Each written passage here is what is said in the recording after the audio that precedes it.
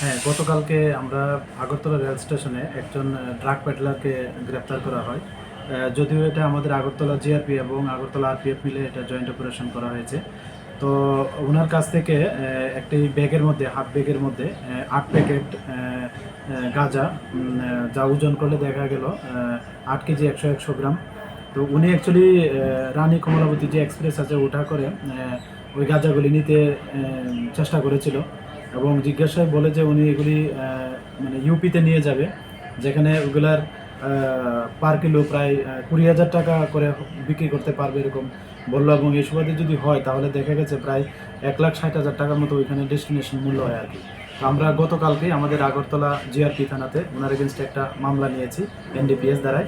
তো আজকে আমরা ওনাকে মামলা আদালতে প্রেরণ করছি এবং পুলিশ রিমান্ডও চাচ্ছি। এবং আমরা এটাও দেখছি যে মানে উনি এগুলি কোথা থেকে এনেছে এবং ওটার যে ডেস্টিনেশন কাকে উনি দেবেন এগুলি আমরা দেখছি। এবং যারা এগুলোর সঙ্গে যুক্ত থাকবেন আমরা অবশ্যই তাদের আইনের আওতায় আনবো। ওনার নাম এবং বাসস্থান? আচ্ছা, ওনার নাম জিজ্ঞেস করলে বলে ওনার নাম ইমাম উদ্দিন, বয়স ৫৮-র আশেপাশে এবং উনি চাপড়া জেলার অন্তর্গত বিহারে আর কি। আমার এখানে কোনখান থেকে মানে নিচে এটা কিছু কইছেন?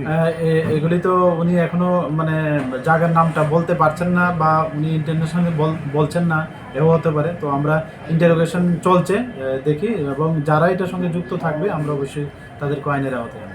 প্রতিনিয়তই দেখা যাচ্ছে রেল স্টেশন থেকে গাঁজা পাচার, মানে আপনারা তার রিকভারিও করছেন, মানে কেন এত গাঁজা পাচার হচ্ছে কিছু কি আপনারা এতদিনে কিছু বুঝতে পারছেন?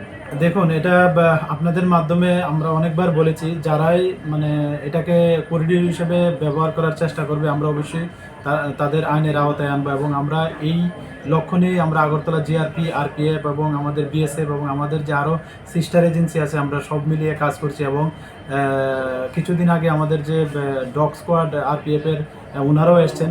তো আমরা সবাই মিলে এই বিষয়টা দেখছি এবং যারাই এই স্টেশনকে মানে এরূপ মাদকদ্রব্য ব্যবহারের জন্য ব্যবহার করার চেষ্টা করবে আমরা অবশ্যই তাদের আইনের আওতায় আনবো। এবং আপনারা এটাও দেখছেন যে আমরা রেল স্টেশন থেকে রেলের ভিতর থেকেও আমরা করছি এবং যারা রেল কর্মী আছে, কিছুদিন আগে দেওঘর এক্সপ্রেস দেখেছেন, আমরা ওখান থেকে আমরা মানে যারা ড্রাগ পেডালার সঙ্গে যুক্ত ছিল আমরা অ্যারেস্ট করেছি এবং গাঁজাও বরামদ করেছি এবং এটা সবসময় চলতে থাকবে।